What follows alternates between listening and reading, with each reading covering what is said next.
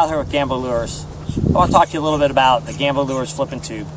Just won a BFL Super Tournament on Okeechobee last weekend, and a lot of interest in it. A lot of guys are wanting to kind of know more about fishing it and rigging it. So I'm going to talk a little bit first about how you fish the tube. And it's a very versatile bait.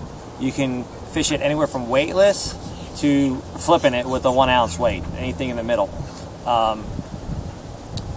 Weightless, you just kind of twitch it under the water. You kind of look like a jerkbait or a top water, and it's kind of walk a few inches under the water. Isolated reeds and cattails or logs or trees usually use anywhere from a 5/16 to a 1/2 ounce weight.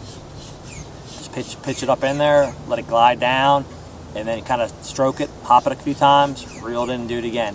And then when we get in real heavy vegetation, start pegging the weight and throw an ounce, 1.5 ounces, and putting it right through the nastiest stuff you can find.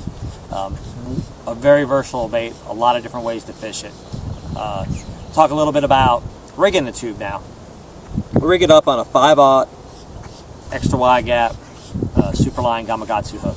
And the reason I like this hook is because when you rig it, you kind of slide it through the head like you were Texas rigging it, and then when you bring it out through the back, you don't actually go up through the tube, but you kind of bring it around through the tentacles of the tube and just skin hook it back in on the top.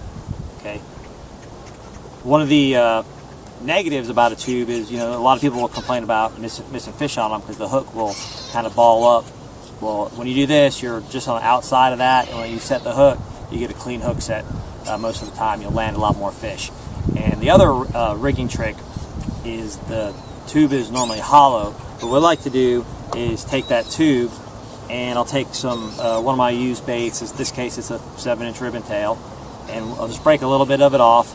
If you have some fish attractant you can spray that on. It'll make this process a little easier. But you literally just put it in the center of the tube and kind of work it down with your finger. And then sometimes I'll take a pair of pliers and kind of work it in there. And then as you work it down, it gets up to the head. So now your head becomes solid where you're hooking through, and it increases your hookup percentage even more. Holds the bait on a lot longer. You can catch multiple fish. It won't get torn up as easy. So definitely a little trick you want to try. But those are tips for fishing and rigging the tube. So give them a shot. You'll catch a lot of fish on them. Thanks for trying it.